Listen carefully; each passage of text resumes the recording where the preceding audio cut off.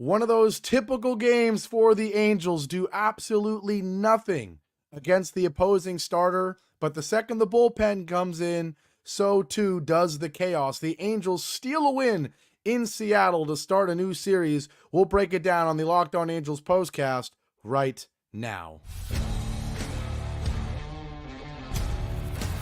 You are Locked On Angels Postcast, part of Locked On Sports Los Angeles, on the Locked On Podcast Network. Your team every day. Hello, Halo Nation. Hello, Halo hopefuls. Hello, Postcast people, and welcome to the latest edition of the Locked On Angels Postcast, coming at you live, as always, after every single Angels game here on the Locked On Sports Los Angeles YouTube channel, and after the fact, wherever you get the Locked On Angels podcast feed. 3-1 victory for the Angels today on Monday night, but another case of doing absolutely nothing against the starter. We know Seattle has a great rotation. We knew it was going to be a pitching matchup with Tyler Anderson on the mound for our Halos, but man, absolutely nothing. No life offensively until the 8th inning. The Angels able to tie the game in the 8th, go ahead in the 9th, and somehow, some way, despite a pretty abysmal offensive performance for the first 7 innings, steal a win in Seattle. Shout out to everybody in here. As always, love seeing people in here, especially after a win. Jeff, Anaheim Angel, Fut Alex, Anthony Jimenez, and everybody else, shout out to you. I am Gavin Carlson. If you don't know who I am, I spent 4 years as a credentialed journalist in the LA area covering UCLA sports, and now I, of course, am a part of the Locked On Podcast Network. Break less in here as well. A fired up chat today because the Angels with a nice division win. We keep beating the Mariners. Because one of the few teams in Major League Baseball that is actually worse offensively than our Halos. So normally 5 runs is the magic number, but against this abysmal Seattle lineup, 3 is the magic number today. In other games, it was 2. I mean, so many close, low-scoring games against Seattle as of late, and once again, it goes the Angels' way. On tonight's show, we will certainly talk about a stellar Tyler Anderson start. We will talk about a lot of trade values boosted maybe in this game. I know it's one game. I know you play 162, but with the deadline approaching, a couple guys that we are tracking that trade value, they performed today, and we, of course, have to start with that 8th and 9th inning rally to help steal this win. But before we do, a quick shout out to the sponsor of today's show. It is Prize Picks, the easiest and most exciting way to play daily fantasy sports. Just go to prizepicks.com/LockedOnMLB and use code all lowercase LockedOnMLB for a first deposit match up to $100. With all that being said, let's jump into it. You could probably hear the voice is still a little raspy. I am back. I am not in a random room today. Man, crazy week for me. I was in New York during the All-Star break. I got sick. Obviously, I had to miss the postcast on Friday. Saturday, I was in upstate New York. Yesterday, I was in New York City. And now today, I had a red-eye flight. I'm exhausted, but we're here. It's nighttime in the Bay Area, and I will be back in LA in a couple of days in Southern California like most of you all. But the voice is a little bit gone because of the sickness and everything, but also because of yelling. Because in the 8th and 9th innings, the Angels gave me something, and you, if you watched, something to yell about, something to get excited about. After just 3 hits in the first 7 innings, 2 of them coming from Taylor Ward, the other coming from Anthony Rendon. Logan O'Hoppe was hit by a pitch twice, but other than that, no base runners, no nothing. And then in the 8th inning, what happens? The Mariners make a pitching change. We've seen it so many times this year for our Angels. We really have, of getting absolutely shut down by the starter. And I say it so many times. When other teams get shut down, it means, okay, 6 or 7 hits, but they steal a home run or they steal a sac fly or something. No, you hear me say it all the time. When the Angels get shut down by a starter, it means literally 3 hits and nothing else. No one even threatening to score. But luckily today, and it happens a lot of the times the Angels win, the second the reliever comes in, everything changes. And it happened right here in the 8th inning. Ryan Stanek comes in for Bryce Miller, who was amazing, and instantly Stanek gets into a whole lot of trouble. He walks Jo Adell. He walks Anthony Rendon. He strikes out Nolan Schanuel looking. Schanuel was pissed off. He got thrown out of the game. It was low. It looked like it was a strike, though. And the one thing I will say is the home plate umpire was very consistent from that point on with that low strike, because Luis Garcia got not one but two called third strikes on the or at the knees in that same spot. So it was probably a strike. Shanuel gets thrown out, but that seemed to light a little bit of a fire. You got two guys on with the walk. Then there's a double steal. Adell gets the third. Rendon gets the second. There is finally a little bit of aggressive small ball, base running, athleticism. Jo Adell, certainly an athlete. They caught the Seattle Mariners off guard, able to steal third and second. You got second and third with one out, and the player of the game for the Angels offensively was Taylor Ward. Coming into this at-bat, 2 hits. But here, comes through with a sac fly to score Jo Adell. Obviously, a base hit here would have been great to make it 2-1, but hey, when you haven't done anything all game as a team offensively, you will not complain at all about the sac fly. Ward able to hit Jo Adell in, and sort of the two key guys of this game, Jo Adell and Taylor Ward, contributing to this run, able to equal the score at 1. Willie Calhoun grounded out to end the inning, leaves Rendon stranded at third, but after a nice Luis Garcia bottom of the 8th, the top of the 9th comes up, and the Angels are able to do it again. And the key thing here was, I forgot to mention, Andres Munoz comes in for Stanek in the bottom of the 8th inning. They bring their closer in. They're wasting their closing arm in the 8th inning, and he is not able to, keep the lead.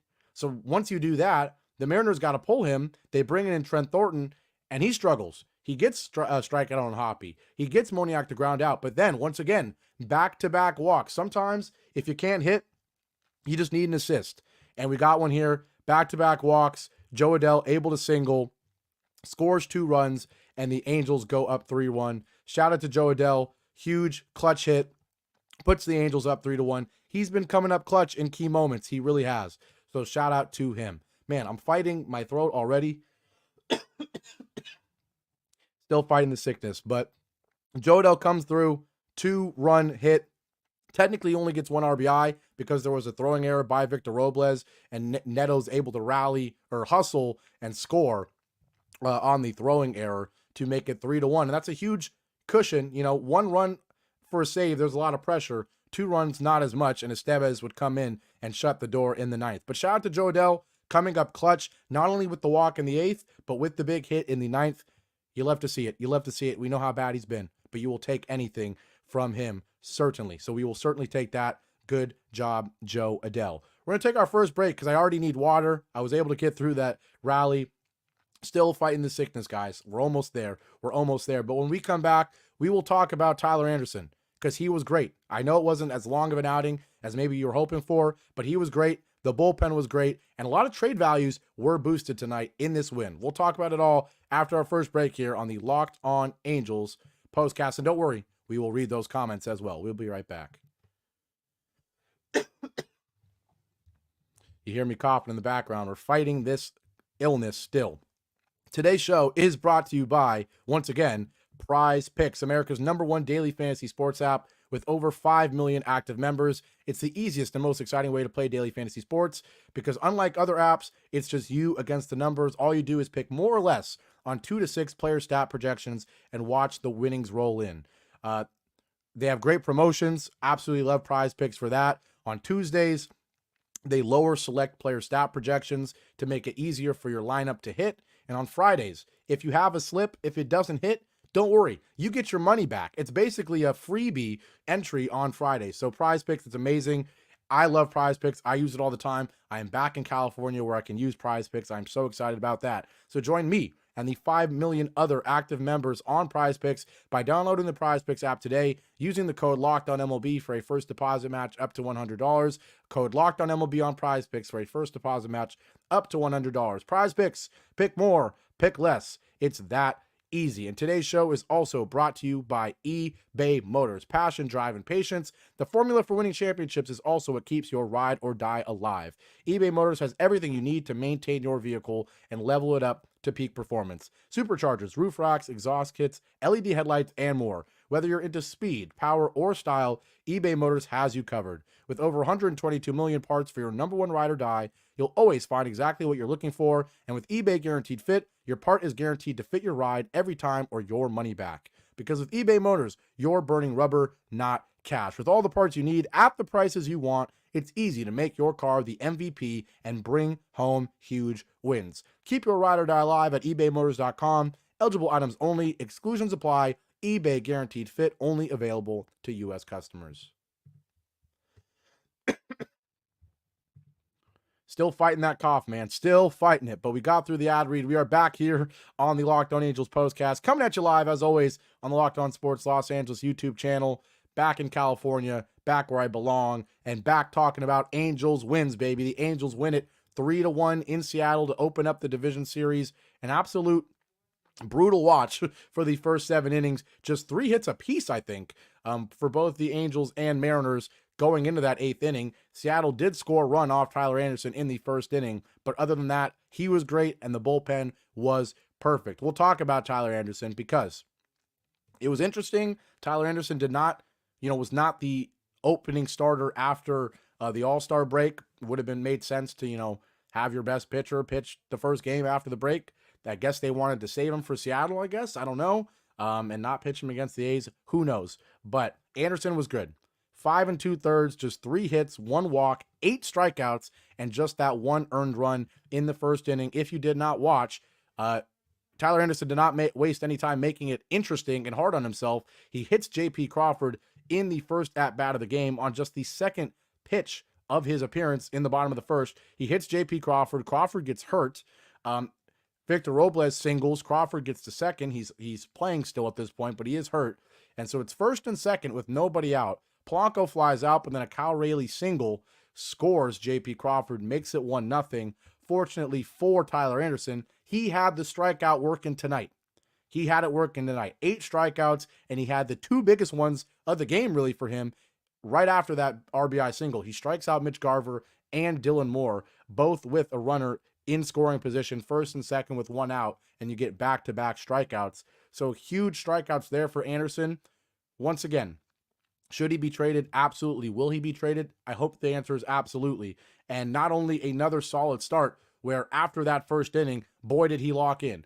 1-2-3, 1-2-3 second inning, 1-2-3 third inning, 1-2-3 fourth inning. That included a great catch from Anthony Rendon. 1-2-3 fifth inning. The 6th inning, not so much. He got a first strikeout, gave up a single to Robles. Then there was a line out and a walk on Kyle Rayleigh that was enough for Ron Washington to make the change, bring in Hans Kraus there with 2 outs in the 6th, and Kraus got out of the jam. So shout out to Hans Kraus, shout out to Ron Washington for the correct decision. But Tyler Anderson, we talked about it. We know what he's great at. The changeup is great. The control is great. He's got the experience. He's a pitcher. He's not just a thrower. He is a pitcher. He is smart. He knows where to put pitches in certain situations.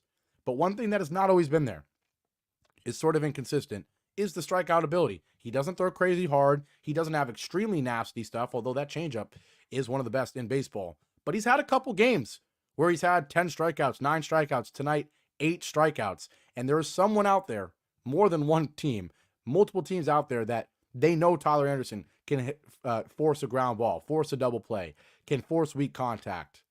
But once again, another game where they see Tyler Anderson force swing and misses, force whiffs, strikeouts, looking, swinging.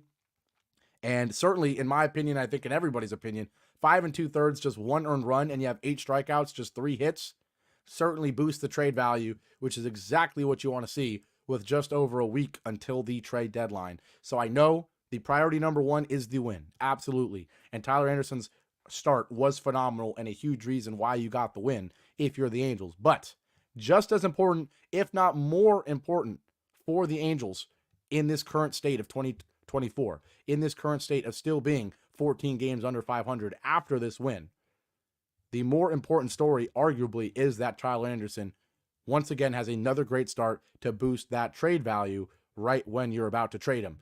So Tyler Anderson's stats for the season now, a 2.91 ERA. He does not get the win in this one, but teams are smart. They're not going to look at the win and loss record for a starting pitcher who's pitching with a lineup as abysmal as the Angels. But the stats, 8-8, 2.91 ERA, 89 strikeouts, a 1.15 whip. He's pitched 123 2/3 innings. He's been really good. Obviously, he was an all-star. He will have plenty of trade value, a rare lefty arm that's consistent, And once again, another start to boost that trade value. But it was not just him.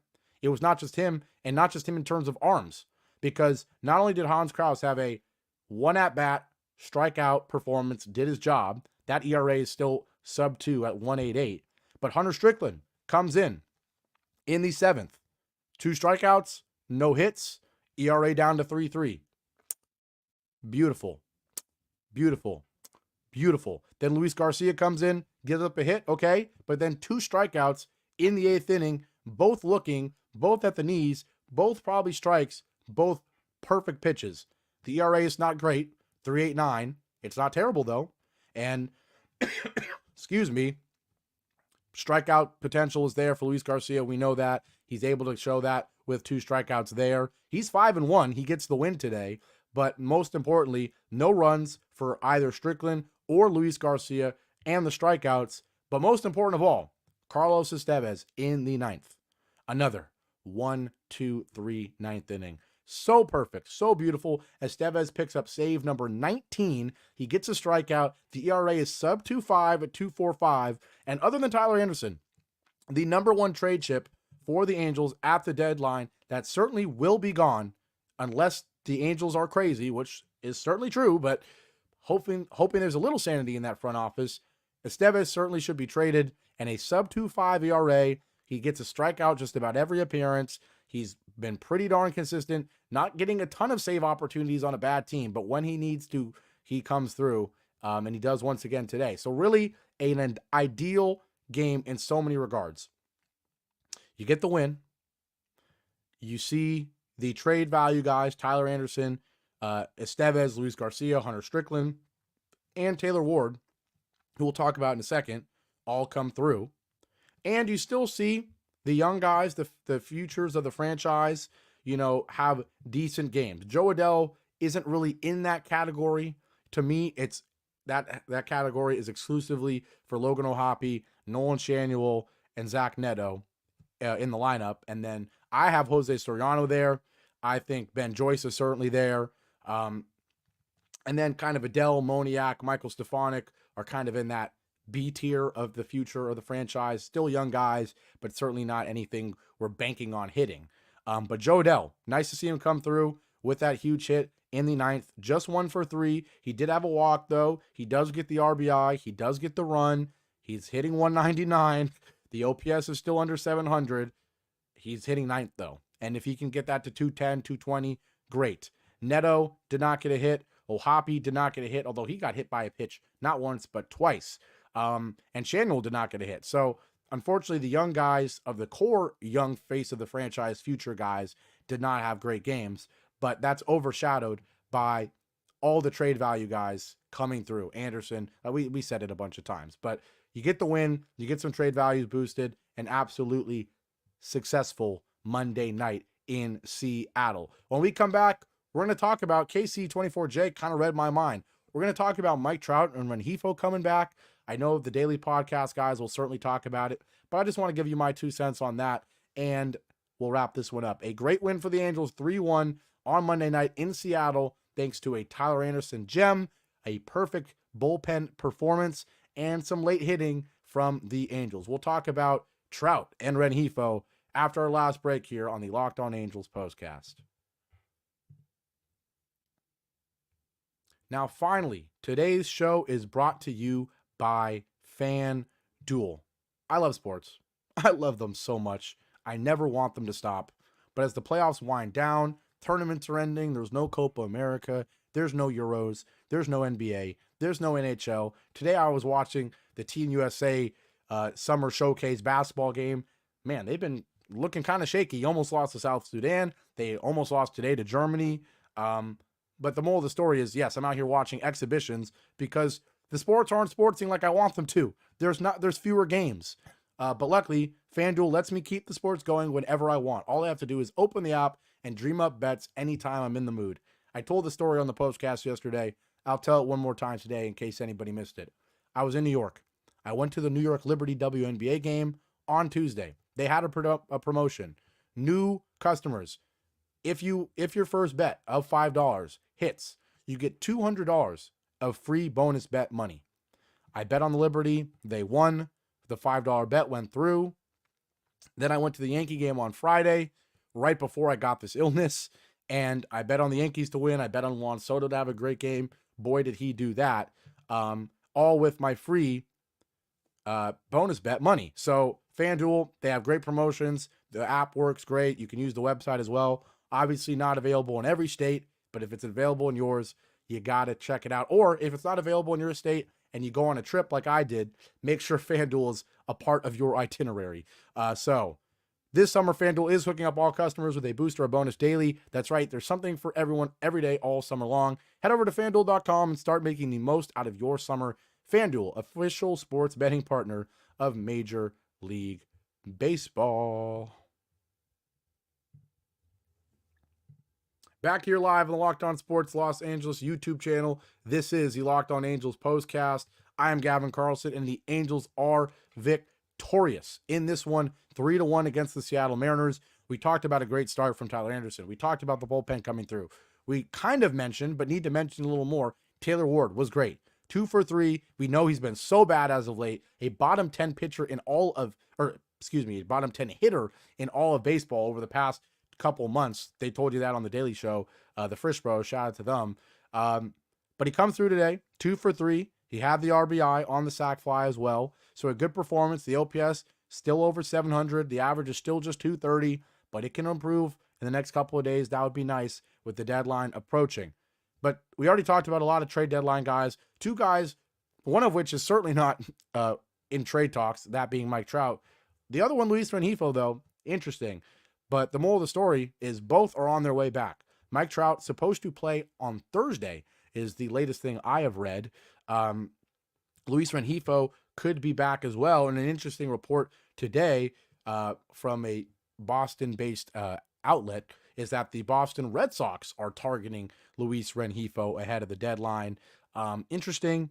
We know how great Rengifo's been. A great contact hitter, a good veteran who's sometimes shaky on the base paths, but certainly gives you some flair on the bases, certainly gives you a strong glove, and certainly above all else was hitting 315, 320 with some secret or some hidden pop as well. So he's great, but he hasn't played in a game since July 3rd. As we all know, he has that wrist injury, and we talked a little bit about it on a previous postcast. Do you trade Rengifo? Do you trade him? I'm not going to go into another rant about it again, but once again, it all comes down to what you can get for him. There's certain guys that are must trades. Anderson, in my opinion, Taylor Ward, Estevez. Even if you could get something for a Strickland or a Garcia, you got to do it. But a guy like Rengifo is more based on the value. And if you get the right amount of value for him, I think you got to pull the trigger. But yeah, the Red Sox, 1 game out of the wild card spot. They kind of need to do something. And there's rumors that Rengifo might be the guy to,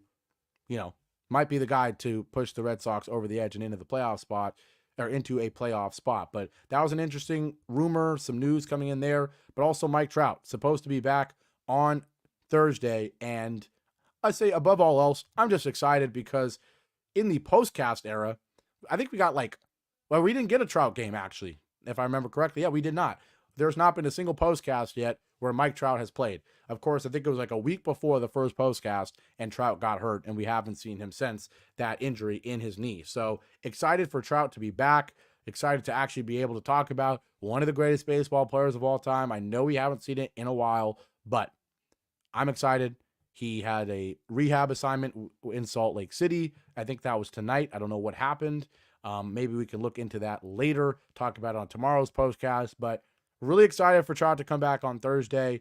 I know that it doesn't matter if it contributes to wins or losses, and he's certainly not a guy we're talking about with trade value or anything, but the lineup looks a lot better when you got Mike Trout in it. And I think it will, the Frisch Bros have talked about it sometimes, how, sometimes having Trout in there leads some of these young guys to think he can do it all for them. But he's been out for so long that the young guys have had to step up. The veterans have had to step up. And just because Trout's going to come back and hopefully hit a lot of home runs and, have a great rest of his season, I don't think the young guys or some of the veterans that have been struggling are going to go, okay, Trout's here, I don't got to do anything anymore. They're used to playing multiple months now without him this year, and hopefully he's just a guy that you can plug into that third spot. Hopefully, I think it should, just be a swap for Taylor Ward. Taylor Ward should be sent out somewhere. Trout should be hitting third. It should be Rendon, Chanuel, Trout, Calhoun, O'Hoppe like it is right now. And that makes a lot of sense to me. So hopefully the lineup can play well around him and not just rely on him. But above all else, I'm just excited to see Mike Trout back in the lineup, because let's be honest, the rest of the lineup was not great tonight. Chanuel 0 for 4. Taylor Ward was great. Rendon was solid, but Chanuel 0 for 4. Calhoun 0 for 4 with 2 strikeouts. Chanuel had 2 strikeouts as well. Got called looking on that strikeout. Got ejected. Moniak was 0 for 2 with a strikeout. O'Hoppe was 0 for 2 with a strikeout. Moniak was 0 for 4 with a strikeout. Brandon Drury 0 for 3 with a strikeout. He was walked. Neto 0 for 3. Adell just 1 for 3. So at the end of the day, you still had 4 hits. You scored 3 runs, which isn't great, but you also had 4 hits, which was not great either. So certainly not going to complain if Rengifo and Trout are both reinserted into this lineup. It'll be really interesting to see what the Angels do in terms of trading Rengifo. But with all that being said, before we wrap this one up, we got to get into the comments real quick. Jeff said, just checking in. I can't believe we actually won. And then he says, see you hopefully tomorrow. Jeff works at night, but he's always in here leaving a comment well before the postcast even begins. So shout out to him. Anaheim Angel, yes, he says, I'm back. I've been off the grid. Nice to see a couple of wins. Nice to see you back, Anaheim Angel. And you come at a nice time. Yes, back-to-back wins. Better days to be an Angel fan than in previous days and weeks, that's for sure. But Alex says Angels win. Anthony Jimenez says nice win. Break Less says Joe Show comes through again. Anaheim Angel says surprise Ward got hits. Trade him tonight. Yeah, for real. He's been really bad. So boy, it felt really good. That was like, other than Anderson, that was like the story of the day. It was like Taylor Ward actually played a good baseball game right when it's time to trade him. How nice is that? KC24J, as always, says, light that baby up. He also says, Trout and Rengifo back this week. Yep. Anthony Jimenez says, Rengifo drawing trade interest exactly like we just discussed, with the Red Sox being the latest rumor. Who knows? It'll be interesting to see what you could get for him. And Daniel Barry, as always, with a yo. Yo, Daniel Barry. Shout out to you. Shout out to everybody in here. We're going to wrap this one up. The voice is still struggling. Sorry for the cough fits earlier. Had some cough fits yesterday as well on the postcast, but I promise you, we didn't really sleep last night. I was on a flight. The crazy thing here, I'll leave you with the story just because we're still under 30 minutes, and why not give you a little story. So I was in New York last night, right? Of course. The postcast was around 7 p.m. Eastern time. I was actually in my sister's apartment in New York City. I do the postcast, and that was great. You saw it. Hopefully you liked it. I know the energy is still not fully back to what it was, but we're getting there. But then I went out with the friend I was with on the trip. We went to our friend's apartment. He was doing a jazz concert in an apartment in Harlem. We were there till around midnight. Then we go to a jazz club, because if you can't tell, I like jazz. I actually played in high school. We go to a jazz club in East Village till around 3 a.m. And the kicker here of this whole story is we're doing all of this going from Harlem to East Village on subways with our suitcases, with our luggage, because we had a flight at 7 in the morning to come back to the Bay Area.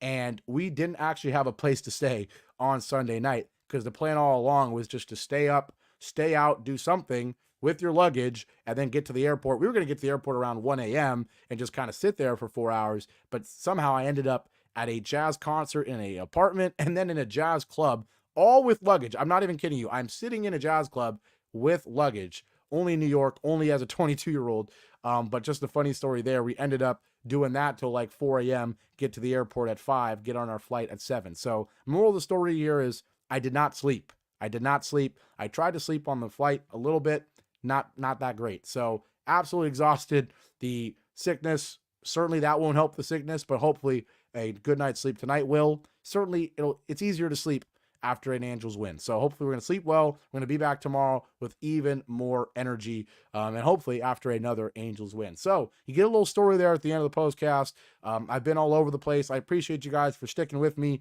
whether it's changing backgrounds, whether it's me getting sick and not being able to do the show on Friday. And even now, I'm still not in my normal setup in LA. Even in LA a couple weeks ago, I was going from one apartment to the next. It's been a crazy month or so since I graduated from college. But I appreciate you guys for sticking with me with the changing voice, with the changing background, with the changing room, with the changing city that I'm recording in. I appreciate you for sticking with me through all of it. If you have been enjoying, please leave a like, leave a comment. I appreciate it all so much. And somehow, if you haven't by now, hit that subscribe button. We're trying to grow this channel, build a community here, and I appreciate every single one of you guys. So with all that being said, Angels win 3-1, some trade values get boosted, and above all else, a win is a win with this team. We'll take it no matter how we get it. So with all that being said, I'm Gavin Carlson. This was the Locked On Angels Postcast. Have a great Monday night, and I'll see you back here tomorrow. Go Halos.